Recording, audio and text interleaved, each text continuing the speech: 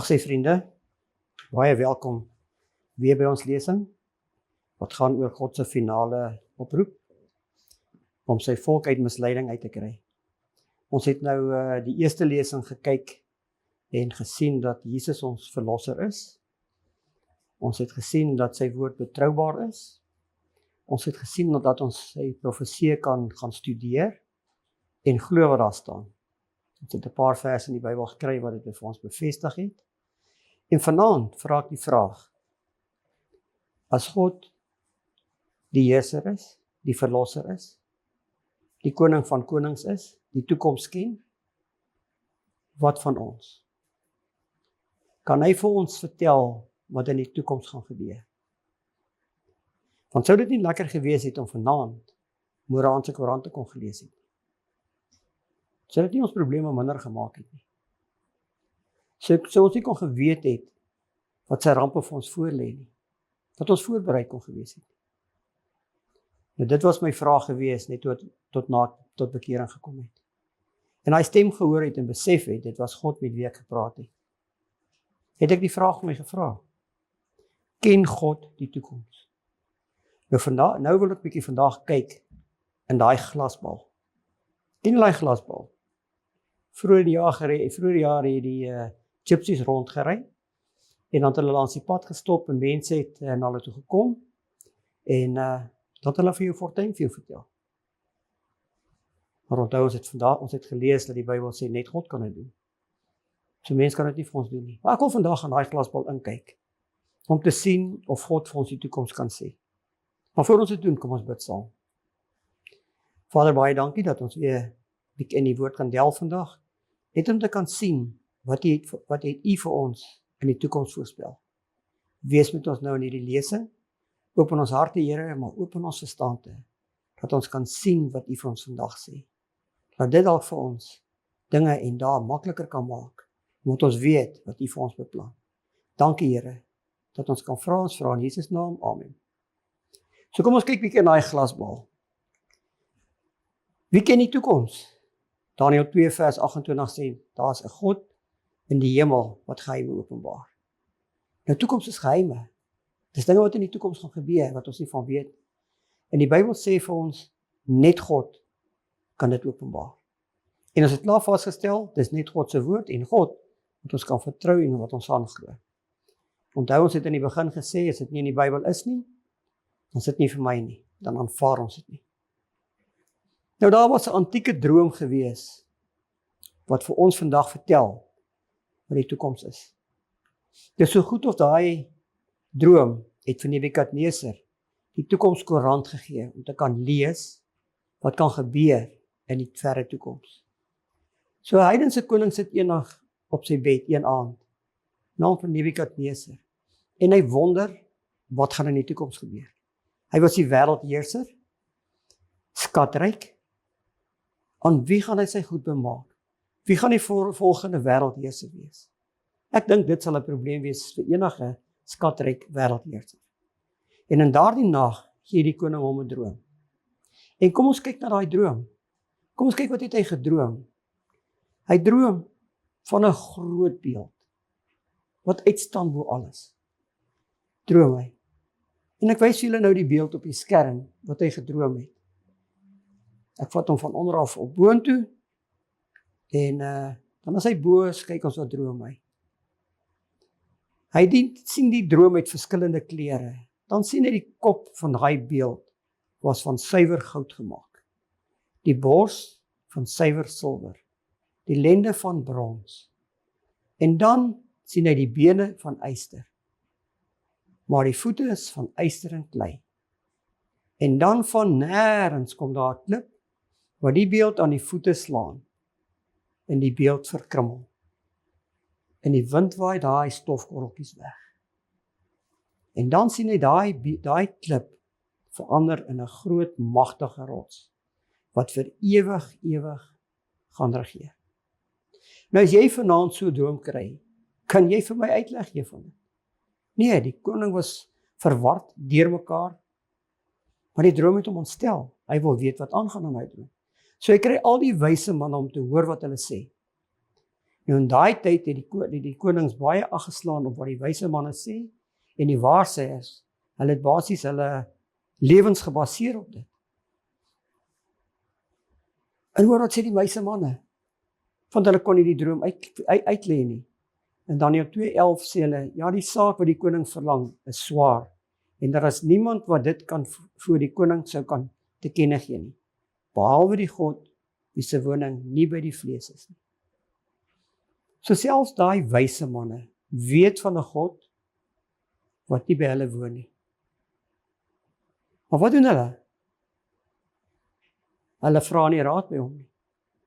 Hulle maak staat op hulle eie vermoë. Nou die koning het gesê, as julle dit nie gaan uitlê nie, dan gaan ek julle doodmaak en julle gesinne. Daniël en sy 3 vriende was deel van die wyse manne, so die dekreet is gegee en hulle moes doodgemaak word. Daniël word gekry en Daniël vra toestemming voor die koning om vir sy God te gaan bid. So vir wie wil hy gaan bid? Hy wil gaan bid vir daai God wat nie tussen mense woon nie. So Daniël gaan, kry sy vriende bymekaar en hulle bid vir die Here. En in daardie nag gee die Here vir Daniël die droom, sowel as die uitleg. Nou wat sou julle gedoen het? Want daar was 'n groot beloning vir iemand wat daai droom gaan uitlê. So julle die kans gevat het, julle weet nou wat die droom is en die uitleg is, om daai beloning te kry. Sou julle die eer gevat het? Daniël doen nie.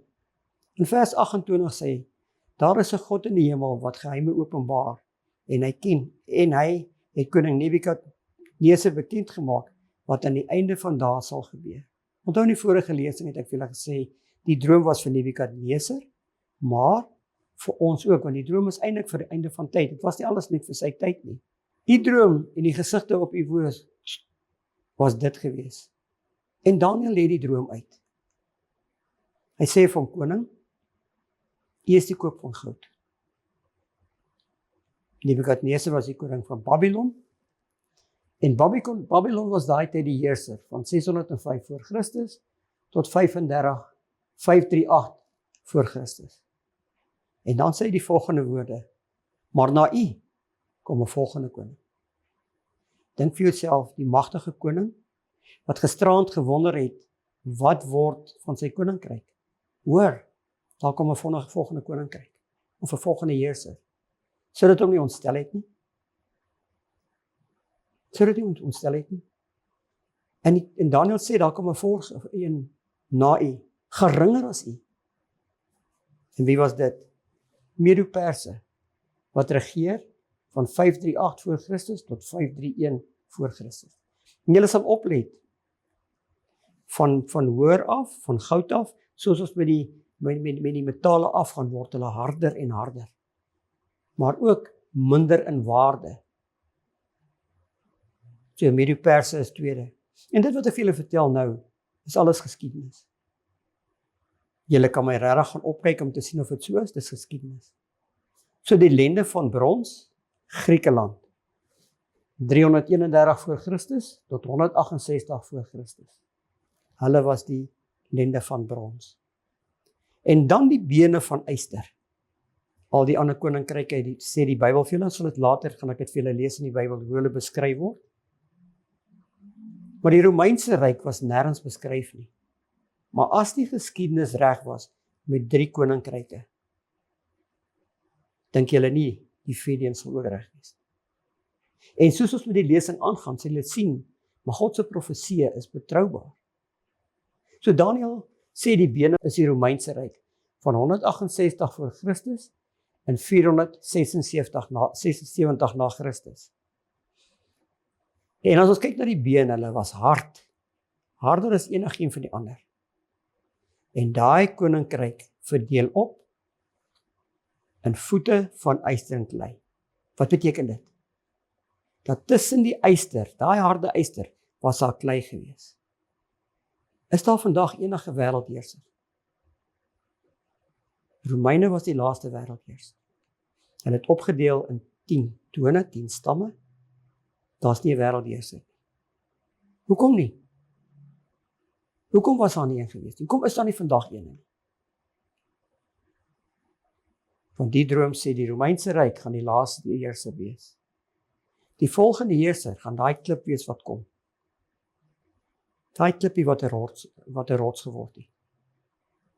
Nou my vraag vanaand is, gaan ons eendag as daai klip die magtige rotsheerser word, gaan ons deel van dit wees. Die voete van yster en klei. Wat is dit? Kyk hoe beskryf die Bybel dit. Daniël 2 vers 41. En die voete en die tone, soos u gesien het, deels van pottersbakkers klei en deels van yster was, dit sal 'n verdeelde koninkryk wees. Wat het gebeur in daai tyd? Daar was 10 nasies, of hulle het opgedeel in 10 nasies. Wat gebeur vandag in die wêreld? Hoekom is daar tans nou oorloë tussen Amerika en in die wêreld, in die ander wêrelde? Hoekom is daar?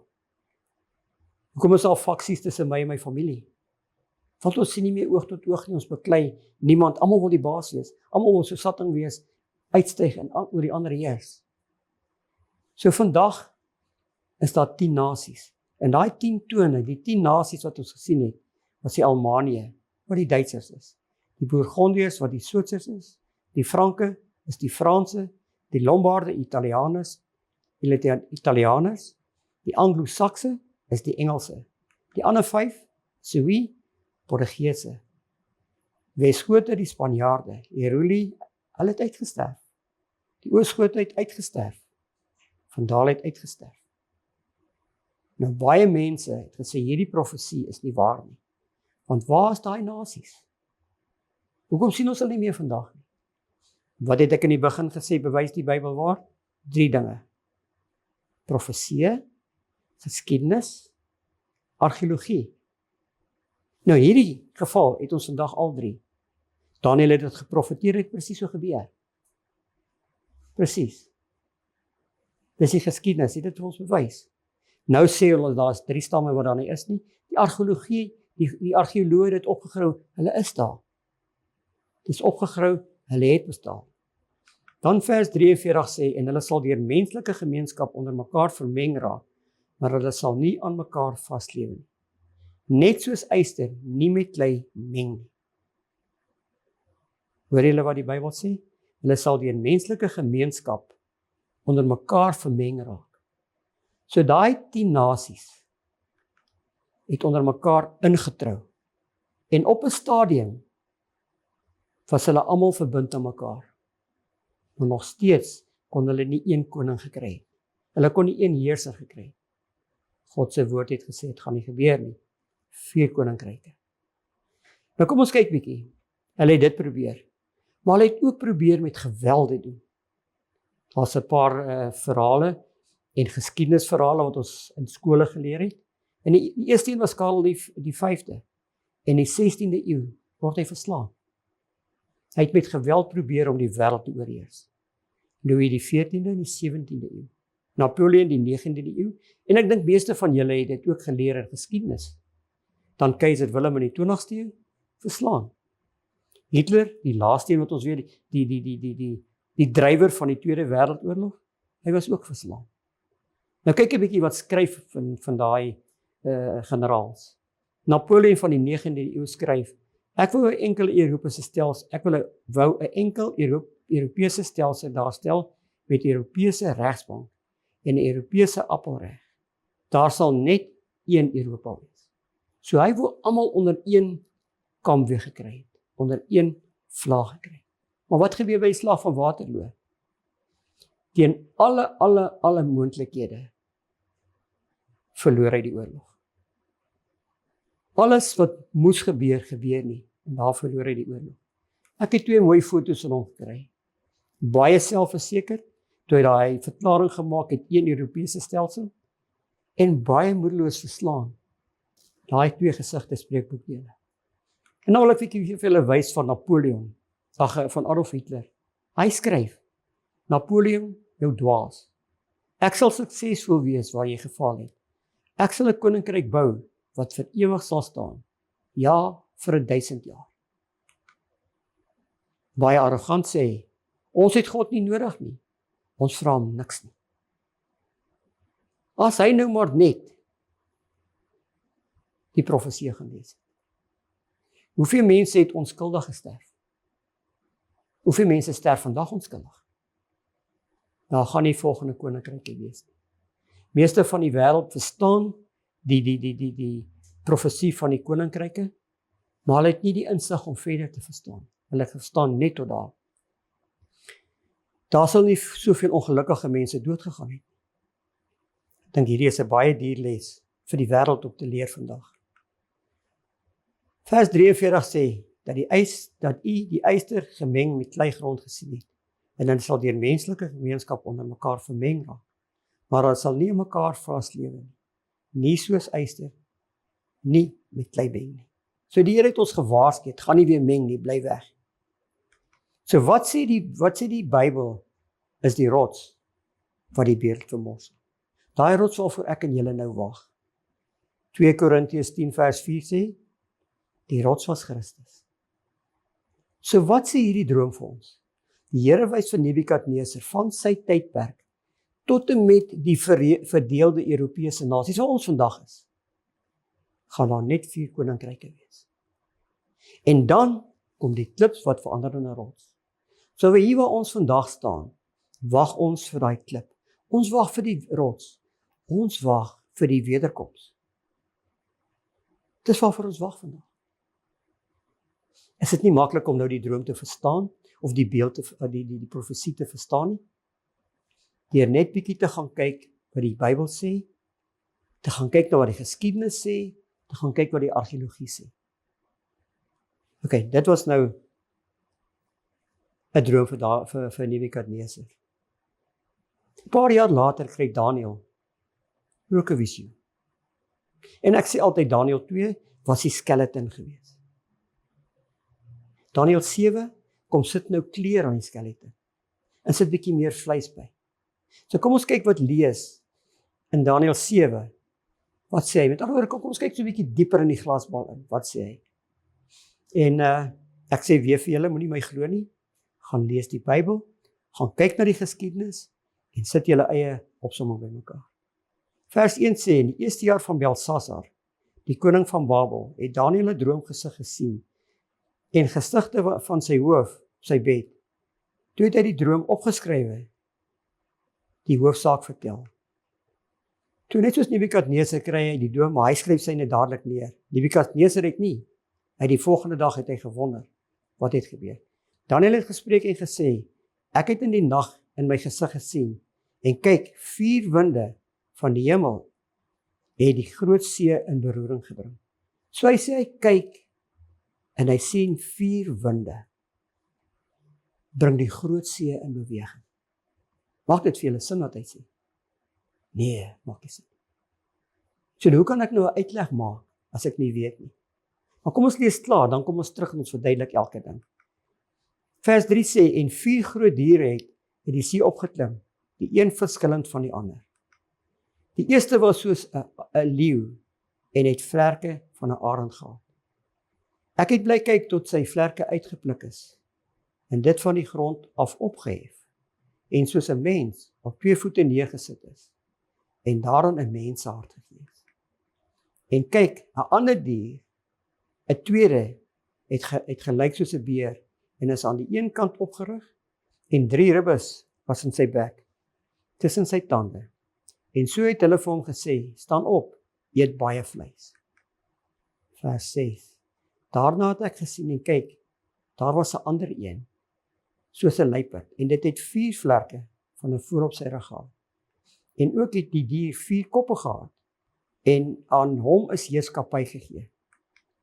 Vers 7. Daarna het ek in die naggesig gesien, en kyk, daar was 'n 4de dier, vreeslik, skrikwekkend en baie sterk, en het groot ystertande gehad. Dit het verslind en vermorsel, en die oorskot met sy pote vertrap, en dit was verskillend van al die diere voor hom, en dit het horings gehad. Vers 8. En terwyl ek op die horings ag gee, kom daar 'n ander horingkie op tussen hulle. En 3 van die vorige horings is daarvoor ontwortel. En kyk, en hierdie horing was oë soos mense oë en 'n mond wat groot dinge spreek. So wat sien Daniël?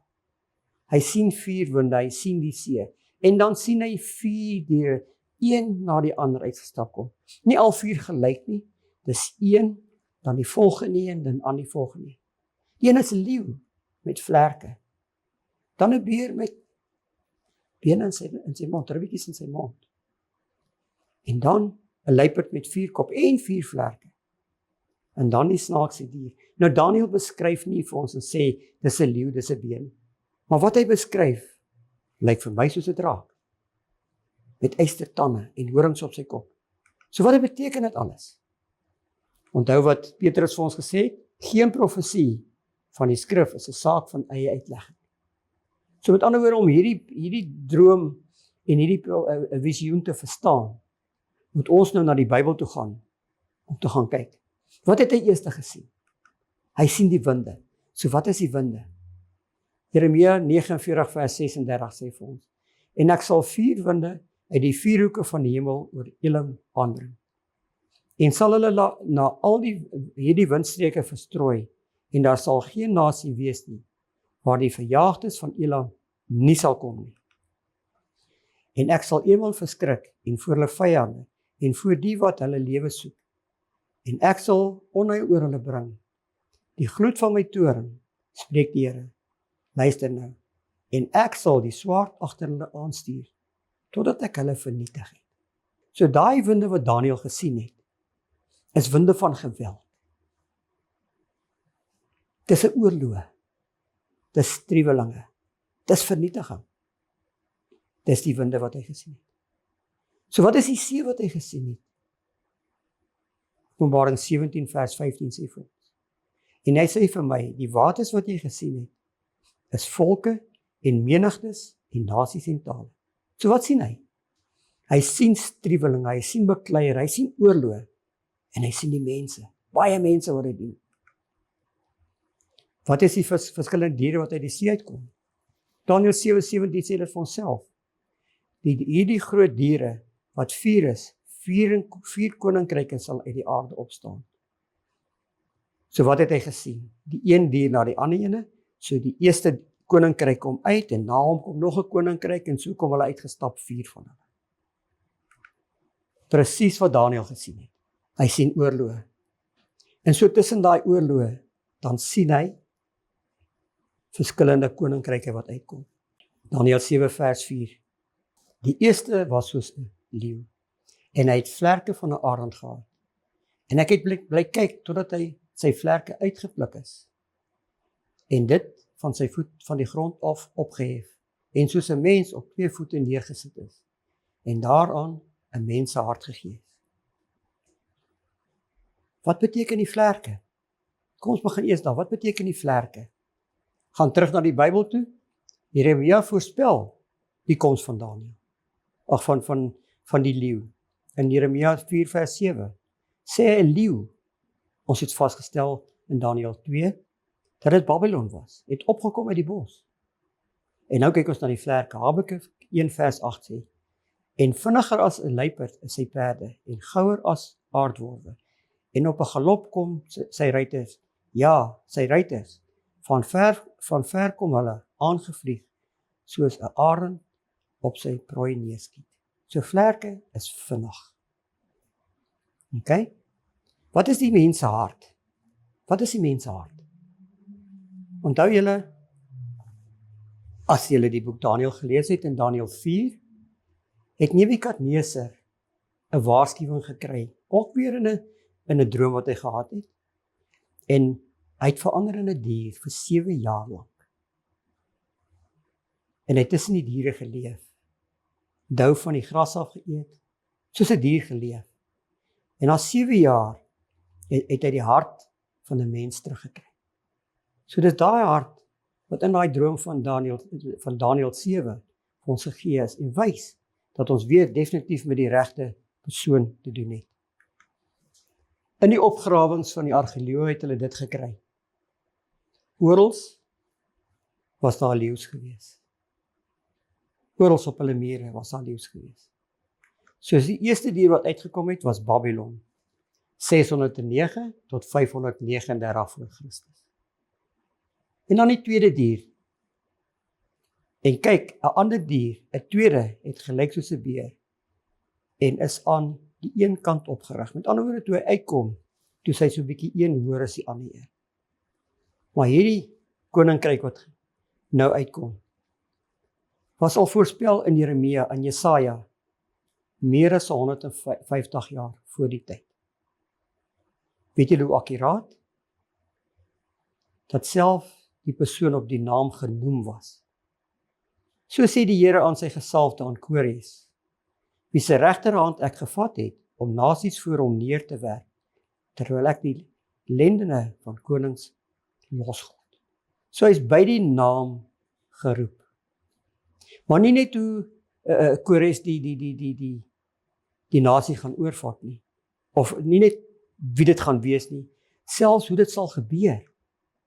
In Jesaja 44 vers 27, wat vir die diepte sê, verdroog, en die rivier sal ek laat verdroog, wat van koring sê, hy is my herder.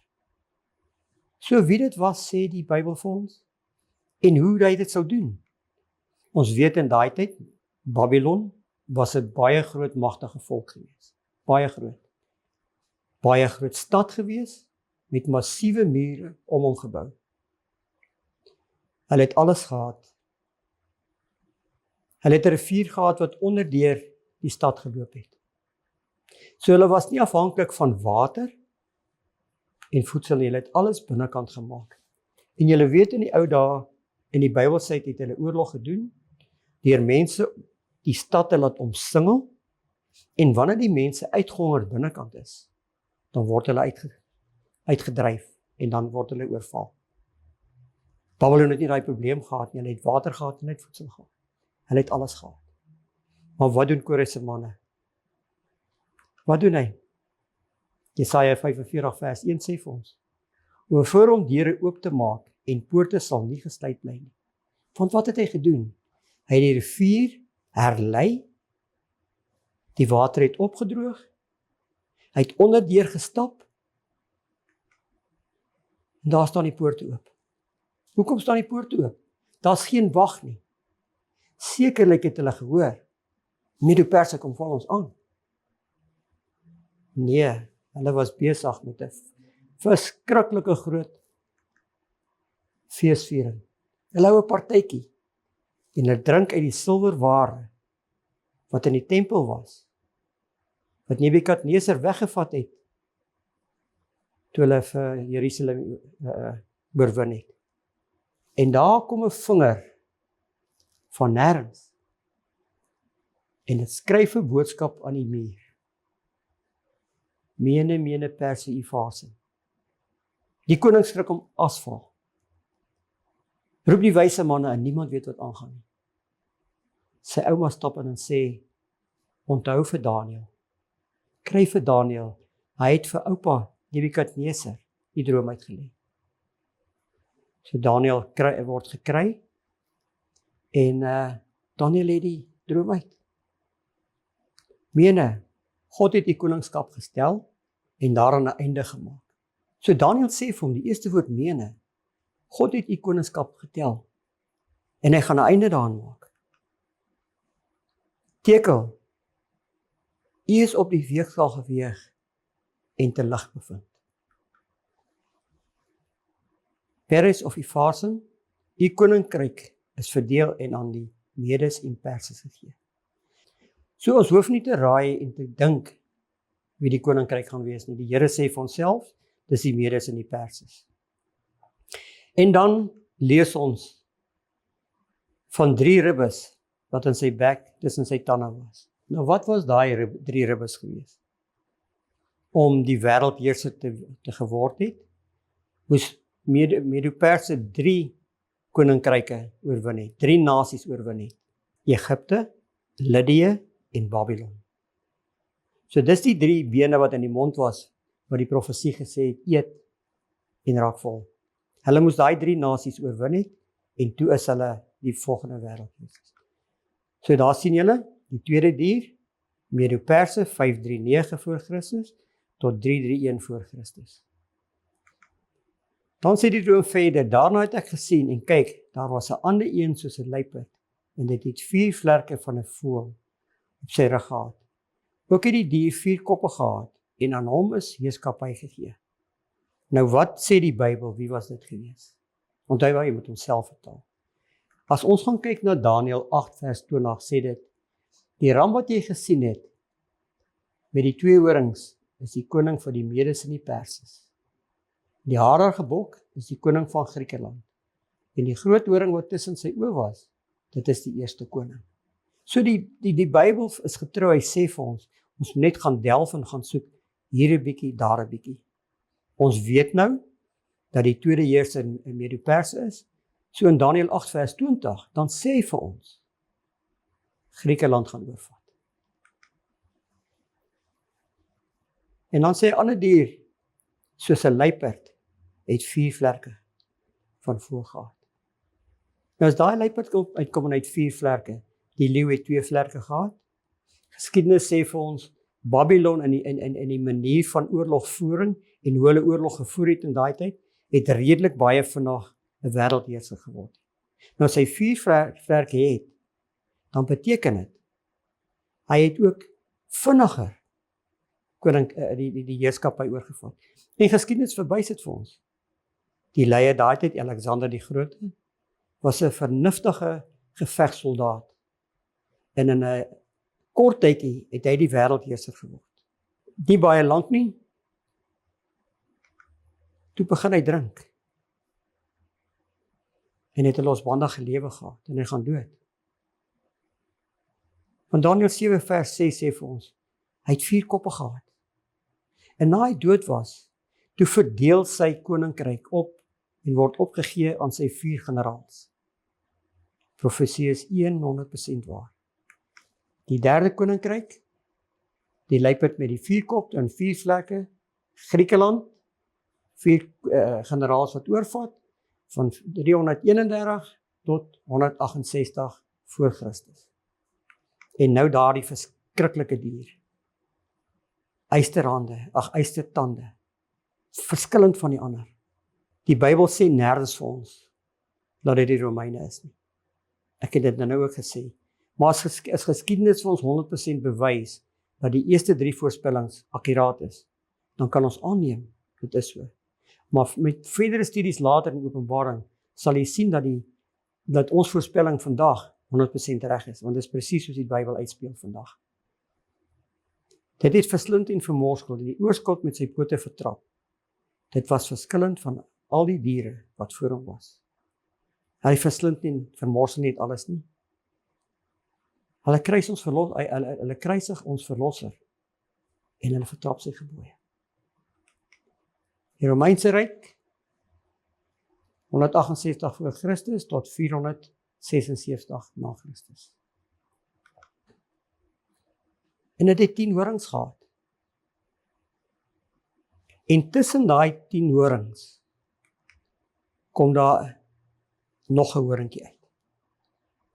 Wie is daai klein horingkie? Wie is daai klein 10 horingkie? Ons het gesien, daai horingkies is 10 konings. So met ander woorde, die 10 tone wat opgedeel het, jy het 10 nasies geword, 10 regerings, 10 heersers, 10 konings. En ons het in Daniël 2 nou gesien, daar's hulle. Die Duitsers, die Switsers, die Franse, die Italianers, die Engelse, die Portugese, die Spanjaarde, en dan het daar 3 uitgesterf. Ons het later gesien dat die argeologie het vir ons bewys dat hulle uitgesterf het. En dan tussen daai 10 kom daar nog 'n horingkie op. En hy ontwortel daai 3 horingkies. So met ander woorde, as ek nou reg lees, 10 horings, 'n 11de een kom op, en soos hy groei en alles, vermorsel hy verdruk hulle, is nie meer daar nie. Nou kom ons kyk, wat sê die geskiedenis vir ons, het so iets gebeur. So wie of wat, was daai klein horingkie waarvan Daniël praat. Alles wat ons nou gelees het, kan ons gebruik om daai klein horingkie te identifiseer. Die eerste een was, hy kom op tussen die ander horingkies. So hulle was reeds daar, dan kom hy op. Hy het na hulle opgestaan, so dit was eers hulle, en dan kom hy uit. En hy was verskillend van al die ander. Heeltemal verskillend. En het 3 konings neergewerp. Nou die geskiedenis sê dit vir ons baie duidelik, en dit is gedokumenteer dat die Heruli, die Vandale en die Oosgote ontwortel, uitgeroei is onder die opdrag van 'n pauslike Rome. Die laaste wat vernietig was, is die Oosgote in 538 na Christus. Nou wat daar gebeur het, daar was onluste, onmin en oorlog tussen mekaar. En daai mense wou weer 'n koning gehad het. Niemand wou dit doen nie, en daar's gevra vir die Romeinse vir die pausdom om die leier te wees. En net soos in ons land het ons regering en die helfte stem nie saam nie en die ander stem nie saam nie. So die dag toe die laaste ene, toe die Oosgote ontwortel is, uitgeroei is, een man met gesag. Met ander woorde, toe is hulle onder hom en hy kan hulle nou bestuur. En dis wat hy gesien het. Klein horingkie kom op, verskillend as die ander, oë soos 'n mens, mond soos 'n mens, en hy ontwortel die troonses.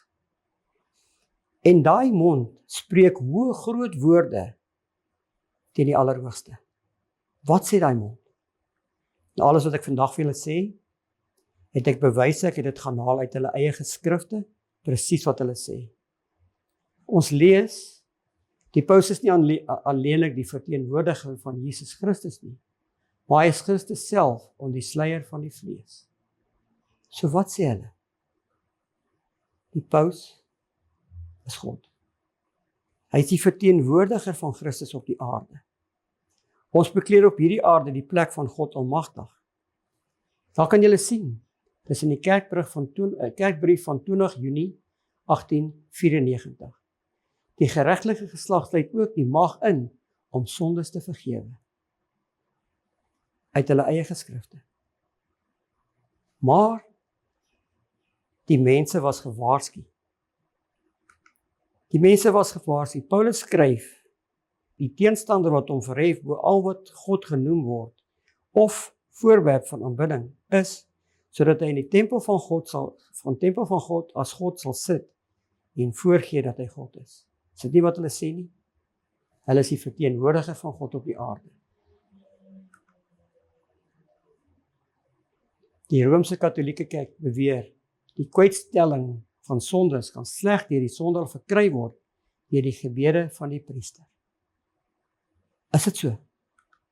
Ons eie koerant, die Beeld, 21 November 2016. Priesters mag nou abortus vergewe. Maar Johannes sê vir ons, ek is die weg en die waarheid en die lewe. Niemand kom na die Vader behalwe deur my nie. So kan hulle sondes vergewe? Is dit groot woorde spreek? Verseker. Verseker. Ons het nou ons eie koerant gesien. Dit is so. Net Jesus Christus, ons verlosser, kan ons vergewe. Dan die 6de punt waarna ons kyk is, en hulle sal in sy hand oorgegee word gedurende tyd en tye en die helfte van tyd. So wat is daai tye en die helfte van tye nou weer? Kom ons kyk die Bybel, laat die Bybel homself verduidelik. Daniël 4 vers 16, lees ons van Nebukadneser, wat soos 'n dier verander het. En hy was vir 7 tydperke as 'n dier gewees. En hy 7 tydperke was 7 jaar gewees. So 'n tydperk is 'n jaar.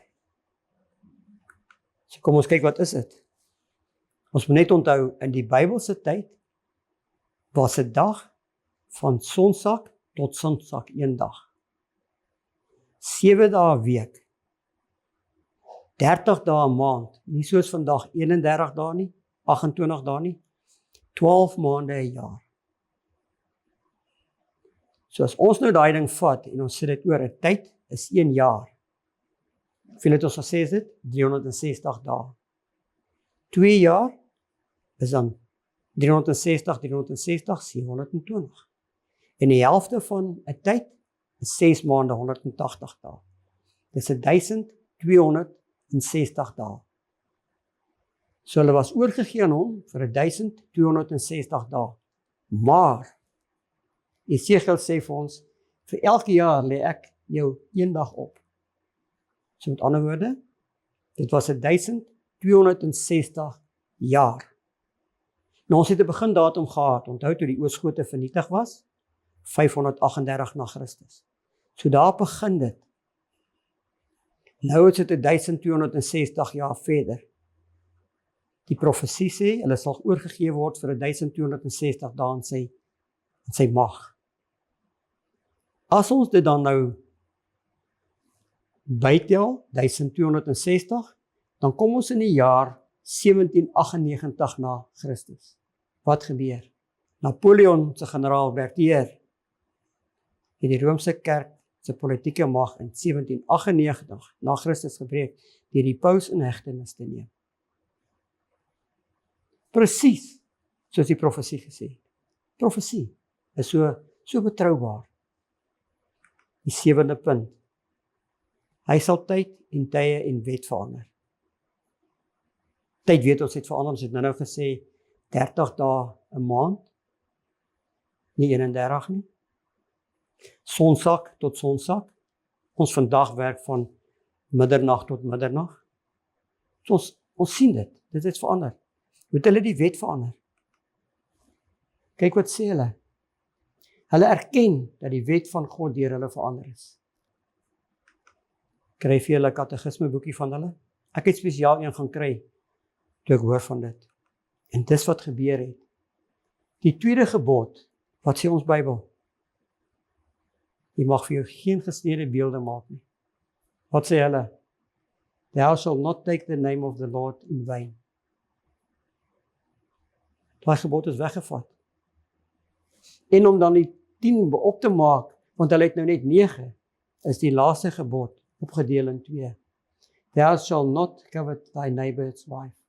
Thou shalt not covet thy neighbor's goods. Nou wat gebeur as jy groot word met daai goed? Jy word dit geleer. Dan glo jy dit. Maar is dit wat ek nou vir julle gesê die waarheid? Is dit die waarheid? Kan ek met sekerheid in my hart sê dat Babylon die leeu was? Kan ek sekerheid in my hart sê dat Medo-Perse die beer was, Griekeland die luiperd was, die Romeinse ryk die draak was? Nou wel, daar is 'n gebou in Duitsland, die oorsprong van Martin Luther, en op daai gebou, by die ingang en die uitgang, is daai beelde bo op die gebou uitgegrafieer. En kyk wat sê dit. Aan die een kant, Nebukadneser met 'n leeu met 4 vlerke. Aan die ander kant van daai beeld is Kores en die beer. En as jy mooi kyk, dan sien jy die 3 ribbetjies in sy mond. So dis jare later wat ons voorouers dieselfde gesê het. Dis nie 'n nuwe ding wat ek vandag sê nie. En aan die agterkant, kom ons gaan nader. Alexander die Grote en die luiperd met die 4 koppe. Aan die ander kant, die Romeinse keiser en die draak en die 10 horings. Maar kyk nou 'n bietjie, as ek dit bietjie vergroot, dan sien jy die draak met 'n mond en oë. So ons voorouers het dit definitief ook gesê. Daar's hy. Duidelik. Ons voorouers het dit ook gesê. Hulle het dit nie net gesê nie, hulle het dit uitgebeeld. Dit is 'n skietkundige feit dat die pauslike Rome die Romeinse ryk opgevolg het. So wat nou? Daniël 2, Daniël 7 sê vir ons dieselfde. Hoe seker is ons nou? Dis beide nou in die Ou Testament Wat sê die Nuwe Testament vir ons? Ons het nou daai klein horingkie gekyk en geïdentifiseer as die pauslike stelsel. Het ons enige bewyse in die Nuwe Testament? Ja. Johannes sien 'n droom. En wat sien hy? En ek het op die sand van die see gaan staan, en ek het 'n dier uit die see sien opkom, met 7 koppe en 10 horings. En die dier wat ek gesien het, was soos 'n luiperd, en sy pote soos die van 'n beer, en sy bek soos die bek van 'n leeu. En die draak het hom sy groot krag gegee, en sy toorn en sy gemag. So al die diere kom weer voor. Maar kom ek sit hulle vir jou bymekaar, dat jy kan sien. Daniël 2 het nou nie horings nie, maar hy voete van yster met 10 tone. Daniël 7 het 7 koppe. En hoeveel horings sê die draak gehad? 10 horings. Selfe diere. Openbaring, kom maar 'n dier uitgestap. En as jy gaan kyk, is elke een van daai diere op aan hom. Die bek van 'n leeu, soos 'n luiperd, beer se pote. En hy het ook 10 horings. So beide, of al 3, Daniël 2, Daniël 7 en Openbaring 13, beskryf dieselfde visioen. Mense, ek vat hierdie beelde na skoue toe. En ek kan vir julle vandag sê, dat daar weinig mense is, wat dit weet. Weinig. Hulle sien dit as 3 verskillende profesieë. Openbaring 13 vers 3 sê, en ek het een van die koppe gesien, net of dit 'n dodelik gewond was, en sy dodelike wond is genees, en die hele wêreld het verwonder agter die dier aangehardloop. Vers 5, en 'n mond is aan hom gegee, wat groot woorde spreek, en godlasterlike dinge uitspreek, en aan hom is mag gegee, om dit 42 maande lank te doen. Nou kom ons kyk bietjie na die 42 maande. Onthou die Bybelse tyd, 30 dae 'n maand. Maal dit met 42, 1260 jaar. Of dae. Dis presies dieselfde droom. Dieselfde ding wat hy sien. Ons het gesien wat daar gebeur het aan die einde van daai tydperk. Werk die Heer neem die paus in gevangenis. En dit was die einde van hulle heerskappy. Dit was selfs in die koerante verkondig. Vers 6.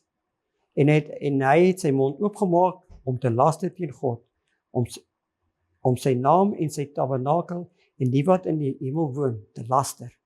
Nou kom ons kyk 'n bietjie weer, wat sê hulle? Weer een gekry uit hulle eie woordeboeke.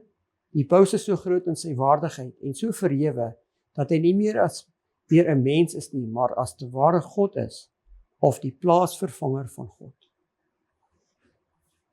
Dis groot godslasterlik wat hulle hier spreek. Vers 7, en dit is ook aan hom gegee om oorlog te voer teen die heiliges, en hulle te oorwin, en aan hom is mag gegee, oor elke stam, taal en nasie. Maar sy dodelike wond gaan genees word. So met ander woorde wat hier gebeur het, gaan weer gebeur. Want hy was gewond, en nou is die wond genees. Wat in die ou tyd gebeur het, gaan weer gebeur. En nou kom die vers, wat ek vir julle wil vat, om net te sê en te wys, dat dit wat ons in Daniël 7 gesien het, die klein woordjie wat ons geïdentifiseer het, Openbaring 13 gee ons die bewys dat ons reg was. Sê, hier kom die wysheid te pas, wie die verstand het, laat hom die getal van die dier bereken, want dit is die getal van 'n mens, en sy getal is 666. So die mens se getal is 666. Dis hierdie vers, wat die mense nie verstaan in die wêreld nie. Dis hierdie vers wat veroorsaak het, dat ek as 'n klein kind, nooit 'n 66 sou vat nie. Ek was te bang, dis die duiwel se nommer. Nou kom ons kyk 'n bietjie. Wie se getal dit is 666? Wie se getal is 666? Nou wie is hierdie mens? Een van die amptelike titels van die pausdom is Vicarius Filii, of plaasvervanger van God op aarde. Nou, hoe word ons vandag geïdentifiseer? Met 'n ID. Is dit nie so nie, ons elkeen het 'n ID. Nou in die Bybelse tyd het die naam wat jy gekry het groot waarde gehad. Nou as ons lees Vicarius Filii, wat se waarde het daai? Kom ons sit 'n bietjie numeriese waardes by daai getal en onthou ons gebruik die Latynse syfers omdat dit in daai tyd die taal was wat gebruik was. As jy dit alles numeriese waardes gee en jy tel dit op, dan kom dit op die taal van 666. Die Bybel, die geskiedenis bewys presies wie hierdie gevaarlike horingkie is. So wie is hierdie klein horingkie? Dis die pauslike stelsel. Hoor mooi wat ek sê. Ek sê nie dis die paus nie. Ek sê nie dis elke katoliek nie. Dis die stelsel. Dit kom op tussen die 10 horings. Dit verskyn na die 10 horings. Dit ontwortel 3 konings, soos dit in Daniël 7 gesien en Openbaring, die tydperk alles. 3 konings is ontwortel. Dit sal verskillend wees. Hoe is dit verskillend?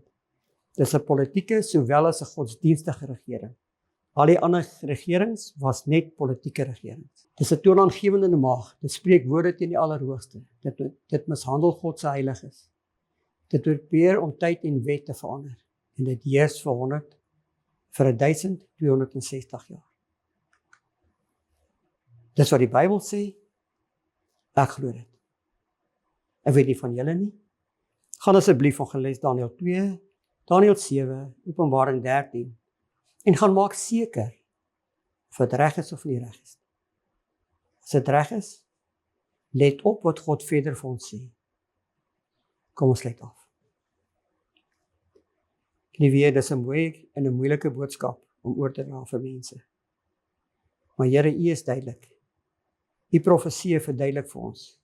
U is die koning van konings, die Here van Here, die verlosser. U het 'n vyand, ons het dit in die tweede lesing gesien, Here. Maar Here, uit hierdie lesing sien ons en besef dat U werklik die toekoms van mens ken. Help ons om ag te slaan op wat U vir die toekoms sê en help ons, Here, om voor te berei wees vir wanneer daai rots gaan kom. Vra dit in Jesus naam. Amen.